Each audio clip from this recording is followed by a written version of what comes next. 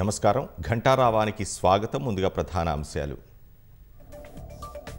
రాష్ట్రంలో జోరుగా Vinayaka నిమజ్జనాలు tank bund వద్దకు తరలివస్తున్న గణనాథులు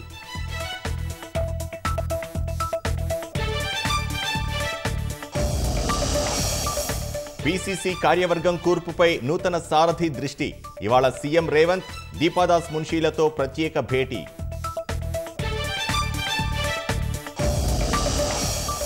హైడ్రా కూల్చివేతలతో సామాన్యుల్లోనూ గుబులు ఎఫ్టీఎల్ బఫర్ జోన్లపై ఆరా కూల్చేస్తే బతికేదేలాగని ప్రశ్న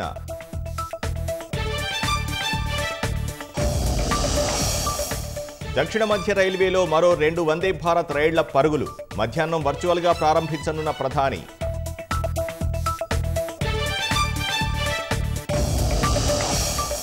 కాల్పులతో తననెవరూ అడ్డుకోలేరన్న ట్రంప్ సురక్షితంగా ఉన్నానంటూ అభిమానులకు సందేశం